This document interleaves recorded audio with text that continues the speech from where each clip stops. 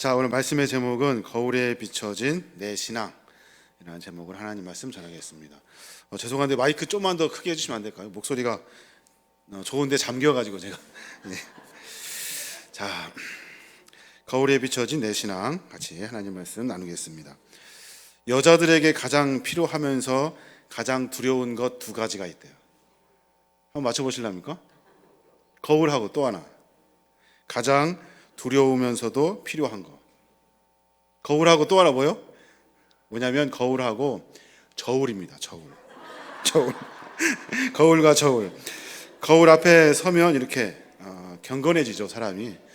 저도 아침마다 거울을 보는데, 야, 그놈 잘생겼다. 이렇게 옛날에 그렇게 했거든요. 근데 요즘은 그게 잘 안 돼요. 야, 참 머리도 이렇게 좀 이렇게 더 염색도 해야 될 것 같고, 죄송합니다. 하여튼 거울은 이렇게 쓰면 사람이 조금 이렇게 경건해지는 것 같아요. 그래서 거울 앞에 서면 일단 배를 딱 집어넣고 힘을 딱 주고, 그리고 멋있는 척 이렇게 딱 서게 됩니다. 여자들이 이렇게 새 옷을 사잖아요. 새 옷을 산 다음에 하는 말이 있어요. 그 말이 뭐라고 하냐면, 이상하다, 아까 그 가게에서 입을 때는 굉장히 날씬하게 보였는데 왜 집에서 입으면 이상하게 이렇게 뚱뚱해 보이지? 이런다는 거예요. 저희 와이프도 그런 말 하는 걸 제가 들은 것 같아요. 그러니까 거울에 딱 쓰면 이렇게 날씬하게 보이다가 집에 오면 또 다시. 왜 그런지 제가 비밀을 알려드릴까요? 매장에 있는 거울은 날씬하게 보이는 거울이래요. 속으시면 안 돼요. 그러니까 좀 이렇게 풍성하게 이렇게 하셔야 돼요. 가끔 늘어나는 살 때문에 거울 보기가 무서우신 분들 있죠. 저도 그렇습니다. 다 이렇게 공감하실 텐데 가끔 이렇게 그럴 때가 있어요. 이 거울은 우리 외모를 보이잖아, 외모를. 근데 중요한 것은 내면을 볼 수 없다는 거예요. 거울이 참 신기하지 않습니까? 제가 거울을 한참 보면서 잘생겼다, 어제보다 훨씬 더 나아졌다 이렇게 하는데, 내 안의 내면, 이 내면이 어떤지를 잘 모르겠어요. 분명하게 선명하게 잘 보이는데 이 내면은 하나도 안 보여요. 평생 이 신앙의 거울, 내 내면을 들여다볼 수 있는 거울이 필요할 것 같아요. 여러분에게는 그런 거울이 있습니까? 그런 거울을 우리가 늘 가지고 있어야 하는 거예요. 봉사도 하고 헌신도 하고 열심히 일합니다. 근데 우리 내면을 비춰볼 수 있는 거울, 그 앞에 서지 않으면 그것이 다 도루묵이 되는 거예요. 오늘은 신학교육주일을 맞이했습니다.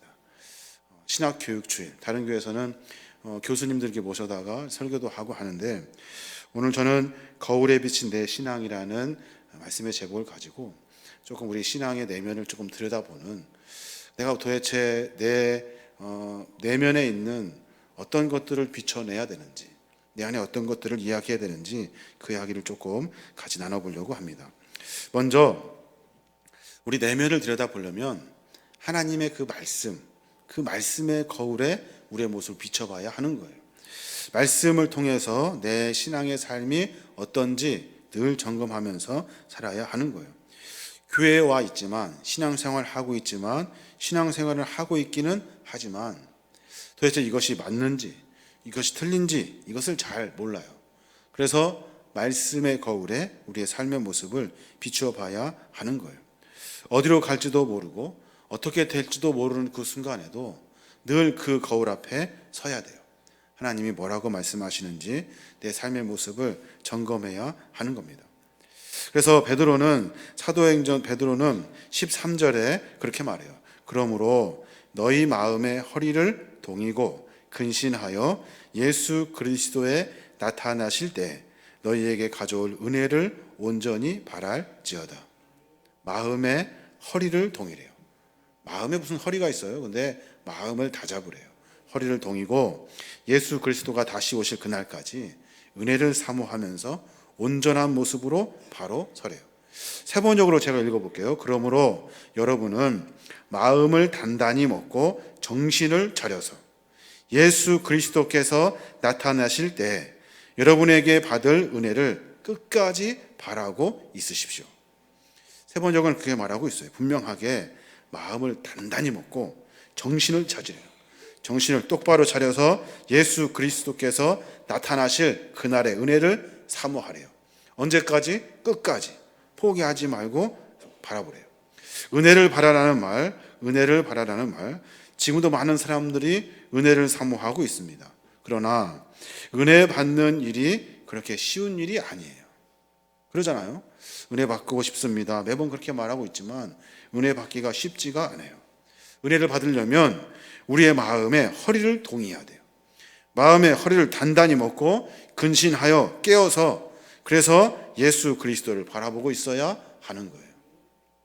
겉으로 보기에는 멀쩡한 것 같지만 내 마음의 내면에 분명히 내 삶의 모습을 점검하고 있어야 하는 거예요. 마음의 허리를 동인다는 말은 마음을 늘 새롭게 가다듬는다는 말이에요. 마음을 새롭게 가다듬어서 하나님의 거룩한 대열에 서는 거예요. 이게 바로 신앙의 삶의 모습이 되어야 하는 겁니다.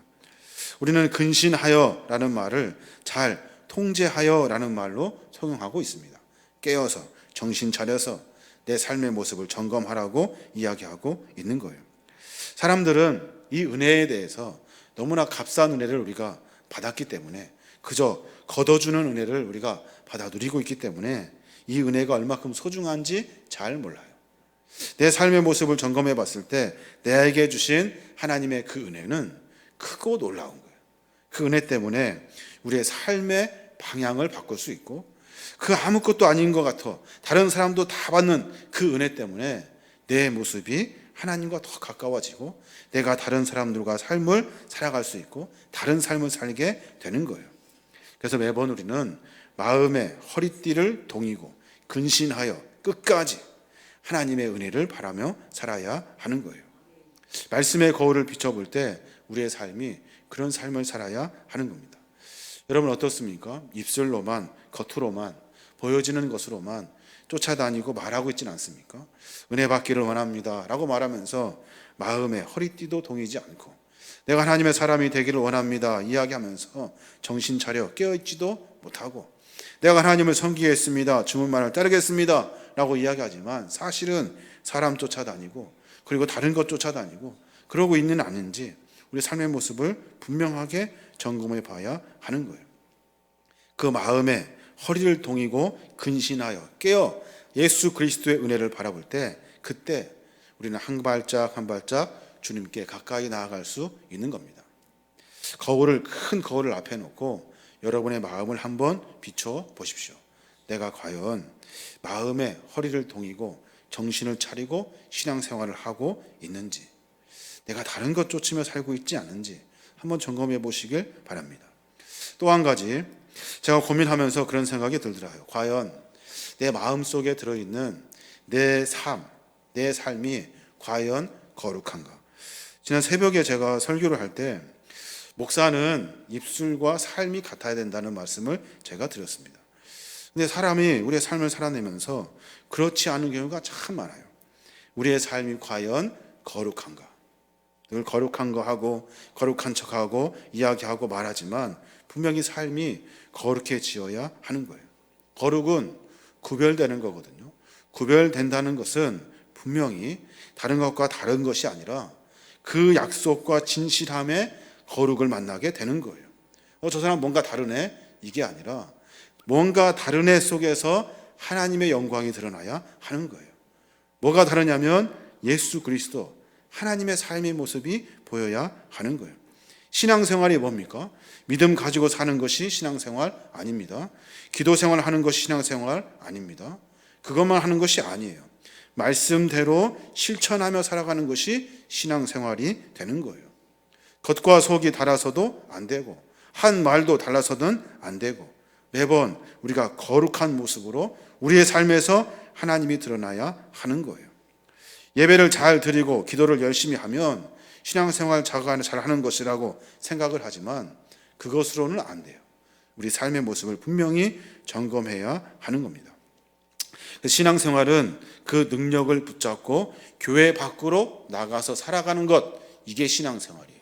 잘 아시겠습니다만은 세상에서 어떻게 살아가는 것인지, 세상에서 그리스도인으로 어떻게 구별되어 살아가는지, 세상에서 우리가 어떤 영향력을 끼치고 살아가는지, 이것이 바로 신앙생활이라는 거예요. 여러분 거울 앞에 여러분의 모습을 한번 비춰보십시오. 과연 나는 세상에서 휩쓸려 살아가고 있는가? 세상을 거슬려 그 안에 그리스도의인으로 살고 있는가? 이런 모습을 한번 점검해 봐야 하는 겁니다. 세상에 늘 빠져서 살아가는 것이 아니라 하나님의 백성으로 살아가야 하는 거예요. 예수님은 마가복음 9장 42절에 그런 말씀을 하셔요. 누구든지 나를 믿는 이 소자 중 하나를 실족해 하면 차라리 연자 맷돌을 그 목에 달리우고 바다에 던지움이 나으니라. 이거 무슨 속담 같은 그런 말씀이에요. 소자 하나에게 실족하게 하면 연자 맷돌을 목에 메고 바다에 빠지래요. 죽으란 이야기예요. 우리의 삶 가운데 그런 하나님의 사랑을 받은 자로 사랑을 실천하며 살아야 한다는 거예요. 어려운 이야기입니다. 어려운 말이고 지키기 어려운 이야기예요. 근데 분명한 것은 삶을 점검할 때 그때 하늘의 은혜를 만나게 되는 거예요. 그래서 성도는 바르게 살아야 되고, 성도는 약속을 지켜야 되고, 성도는 하나님이 심판이 있다는 사실을 깨닫고 살아야 하는 거예요. 그래서 어렵지만 삶 가운데 하나님을 드러내는 삶을 살아야 하는 겁니다. 또 한 가지 점검해 볼 것이 있는데, 거울 앞에 섰을 때 제 마음 가운데 그런 생각이 들어요. 과연 나는 두려워하고 있는가? 두려워하고 있는가? 이 말이 무슨 말이냐면, 하나님이 함께 하시니까 걱정 없어, 염려 없어, 나는 두려움 없어, 이게 아니라, 그런 두려움이 아니라 나는 하나님에게 과연 이렇게 살다가 심판은 받지 않을까? 하나님의 질책은 받지 않을까? 이런 두려움이 내 안에 있냐는 거예요. 그거 없으면 자기 멋대로 갑니다. 자기 멋대로. 그 두려움 없으면 신앙이 아니라 자기 마음대로 살아가게 되는 거예요. 나는 어디서 왔는가? 나는 무엇을 위해 살고 있는가? 나는 어디로 가고 있는가? 이 고민을 늘 해야 하는 거예요. 과연 나는 하나님으로부터 왔는가? 과연 나는 무엇을 하고 있는가? 하나님의 사명을 감당하고 있는가? 아니면 세상 사람들 그저 인간의 욕심으로 살고 있는가?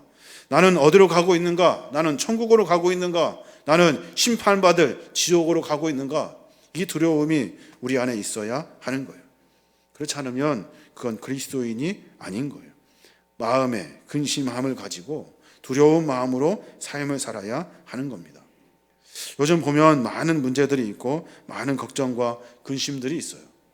그런 걱정과 근심들은 시간이 흐르면 해결될 것 같아요. 해결될 것 같아요.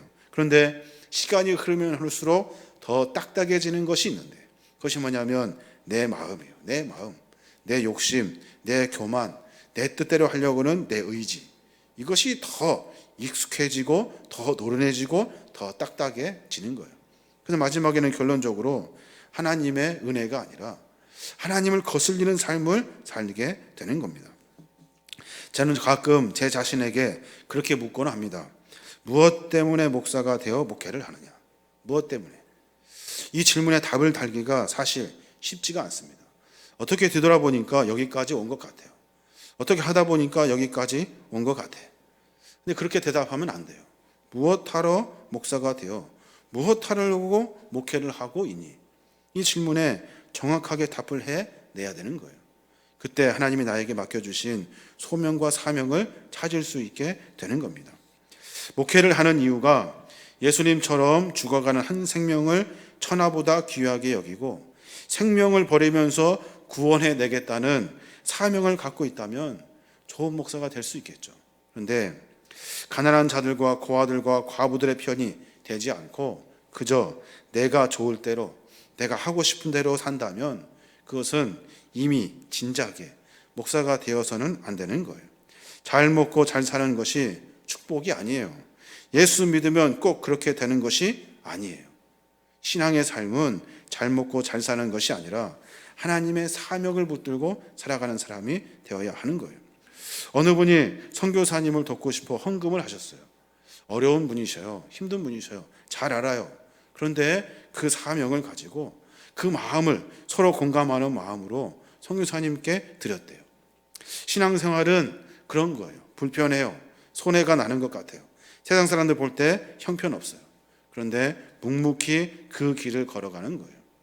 분명히 방향을 정하고 내가 해야 될 일을 정확하게 정하고 삶을 살아내는 겁니다. 그래서 베드로 기자는 우리에게 분명히 말해요.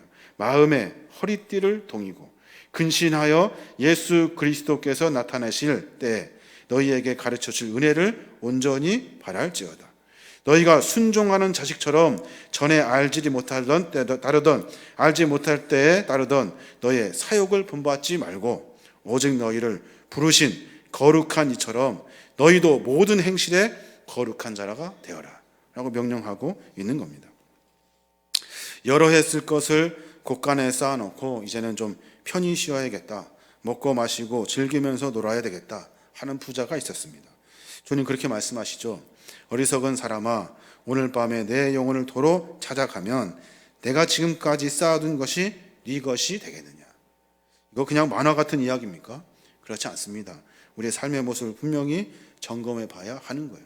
그래서 신앙인들은 우리의 삶의 어떤 한 단계 높은 부자가 되고 뭐가 되는 것이 아니라 신앙인들은 가치를 쫓아가게 되는 거예요. 그 가치를 정확하고 분명하고 명확하게 세워내지 않으면 엉뚱한 길로 가게 되는 겁니다. 베드로도 그렇게 말하죠. 외모로 보시지 않고 각 사람의 행위대로 심판하시는 이를 너희가 아버지라 부른즉 너희가 나그네로 있을 때에 두려움으로 지내라. 무슨 말입니까? 하나님은 외모를 보지 않으셔요. 각 사람의 행위를 보시고 심판하신대요. 그러니까 나그네로 있을 때 우리가 이 땅에 와서 잠깐 살다가 이제 영원한 하나님 나라로 가게 되는데 그때까지 두려울 마음으로 지내래요. 내가 지금 하고 있는 일이 옳은지, 내가 지금 하고 있는 것이 맞는지, 내가 하나님 보시기에 합당하게 살고 있는지 이 삶의 모습을 점검하며 살아야 하는 겁니다. 성경은 한 번도 우리에게 내가 모든 것을 다 이루어놨으니 너희들은 편하게 먹고 마셔라 이렇게 말한 적이 없어요. 한번 찾아보십시오. 있으면 좀 알려주십시오. 한 번도 그렇게 말한 적이 없어요. 오히려 두렵고 떨림으로 지내라 라고 이야기하고 있는 겁니다. 두렵고 떨림으로 지내래요. 나는 내 몸을 쳐서 굴복을 시키고 내가 남에게 복음을 전하려고 오히려 스스로 버림을 받고 가련한 신세가 되고 채찍에 맞고 어려움을 당하고 이게 바로 그리스도인의 삶의 모습이 되는 거예요. 지난번에 제가 처음 여기 왔을 때 취임사를 했던 기억이 납니다. 그때 제가 참 눈물을 많이 흘렸던 것 같은데 그때 했던 말이 이렇게 기록이 돼 있어요. 열심히 목회하겠습니다. 그리고 또 열심히 사역하겠습니다. 겸손하겠습니다. 더 많이 배우겠습니다. 한 생명을 소중히 여기겠습니다. 하나님 나라의 가치를 교회 중심으로 세우겠습니다. 써내가면서 이게 말이 안 되는 이야기. 열심히 목회하겠습니다. 열심히 했는지 잘 모르겠어요. 열심히 사역하겠습니다. 열심히 사역했는지 모르겠어요. 겸손한지도 모르겠고 많이 배우려고 노력했는지도 모르겠고 한 영혼을 소중하게 여겼는지도 잘 모르겠어요. 분명히 우리의 생명의 가치는 하나님 우리에게 맡겨주신 사명이 있어요. 그 사명이 뭐냐면 불쌍히 여기시는 사명, 긍휼히 여기시는 사명, 한 영혼이 죽어가고 있는 것을 보고 안타까워하시는 주님, 그 주님의 마음을 본받고 살아가게 되는 거예요. 처음에 제가 여기 와서 설교했던 설교가 생각이 납니다. 그 설교의 제목이 뭐냐면 하나님의 마음이에요. 하나님의 마음. 하나님의 마음이 뭘까요? 하나님의 마음은 불쌍히 여기는 거예요. 불쌍히. 아이고 불쌍해 죽겠다. 쟤네들이 어떡하니? 아이고 불쌍해 죽겠다. 쟤네들이 어떡하니? 그러면서 매번 양으로 이렇게 떨어져 나간 그 양을 주워가기 위해서 그 목자가 다른 양 다 넣고 그거 쫓아가는 거예요. 그 양 찾으러 돌아다니는 거예요. 그 작은 동전 하나 찾으려고 방안을 다 뒤지는 거예요. 싹 다 지저분하게 먼지나게 다 뒤져요. 이런 삶의 모습이 바로 신앙의 삶의 모습이 되어야 하는 거예요. 그래서 고통이 없는 은혜는 없어요. 고통이 없는 은혜는 없어요. 그리고 또 고통 중에 감사할 수 있는 은혜가 진짜 은혜가 되는 거예요. 여러분 삶의 모습을 한번 점검해 보시길 바랍니다. 편하게 살려고 신앙생활 하는 것이 아니에요. 하나님의 뜻을 이루어 드리기 위해서 신앙생활 하는 거예요. 우리가 몇 가지 얻었다고 해서 몇 가지 이루었다 해서 다 이룬 것이 않아요. 하나님 보시기에는 불쌍해 죽겠다예요. 하나님 보시기에 불쌍해 죽겠대요. 그때마다 몸부림칠 수 있어야 되는 거예요. 하나님, 이것밖에 하지 못합니다. 이것밖에 못해요. 내가 이것밖에 안 돼요. 그러면 하나님이 주신 은혜로 살아가야 되는 거예요. 그게 신앙의 삶의 모습이 되어야 하는 거예요. 사랑하는 우리는 분명히 우리의 삶의 신앙의 거울을 딱 세워놓고 내 마음을 다 끄집어내야 하는 거예요. 과연 진짜 은혜를 바라고 있는가? 은혜가 뭐예요? 은혜가 거저 주시는 하나님의 은혜, 값없이 주신다고 하니까 덥석덥석 받아서 내가 이루고 싶은 것을 쫓아다니는 것이 은혜인가요? 그렇지 않아요. 그 은혜는 하나님이 죽어가는 영혼들을 살리고자 하시는 하나님의 사랑이에요. 그 사랑을 받았다면 우리도 그 사랑에 실천하며 살아야 하는 거예요. 어떻게 해야 되는지는 잘 모르겠어요. 각자 여러분의 삶의 모습을 점검해 보시길 바랍니다. 또 나의 행실은 과연 거룩한가? 내가 바르게 살고 있는가? 늘 점검해 보아야 하는 거예요. 나는 두려운 마음이 있는가? 하나님을 두려워할 줄 아는가? 하나님의 심판에 대해서 염려하며 살고 있는가? 지금 현재 내가 과연 그 심판에 통과할 수 있는 일들을 하고 있는가? 점검해 봐야 하는 거예요. 그래야 하나님 보시기에 합당한 삶을 살게 되는 겁니다. 그래서 베드로전서에 보면 분명히 우리에게 말하고 있는 거예요. 오직 너희를 부르신 거룩한 이처럼 너의 모든 행실에 거룩한 자가 되어라. 오로지 세상의 방법이 아니라 하나님의 방법으로 하나님이 원하시는 백성의 삶으로 살아가야 하는 거예요. 그래서 주님 말씀하시죠. 기록되었으되 내가 거룩하니 너희도 거룩할지어다. 이 말은 하나님이 우리를 선택하시고 구별하셔서 하나님의 거룩한 사랑으로 말미암아 썩어질 우리들이 생명을 얻는 거룩을 만나게 하신다는 거예요. 내가 십자가에 달려 죽음으로 말미암아 다시 살아 다른 사람들보다 많은 것들을 다 이루려고 새롭게 거룩하게 구별되셨대요. 그 십자가의 사명 앞에 우리 스스로 구별되고 거룩한 삶으로 살아야 하는 거예요. 세상의 방법이 아니라 하나님의 방법을 쫓아야 하는 겁니다. 사랑하는 여러분, 여러 가지 말씀을 드렸습니다마는 신앙의 모습을 한번 점검해 보시길 바랍니다. 과연 열심히 잘 하고 있는지, 그리고 또 내가 과연 하나님 보시기에 합당한지, 나에게 주신 은혜, 그 옛날에 과거에 한참 전에 받았던 은혜를 울거먹으며 살아가는 것이 아니라 나에게 새로운 은혜를 소망하면서 살고 있는지 삶의 모습을 점검하고 하나님을 두려워할 줄 아는 귀한 믿음의 종들 되시기 바랍니다. 그래야 하나님 나라는 만들어지게 되어 있고 이곳에 모인 몇 명 안 되는 우리의 공동체를 통해서 하나님의 은혜가 모든 사람들에게 펼쳐지게 되고 그 공동체가 바로 하나님 나라가 되는 겁니다. 저와 여러분이 어렵지만 그런 일들을 잘 감당해내시는 믿음의 종들 되시길 바랍니다.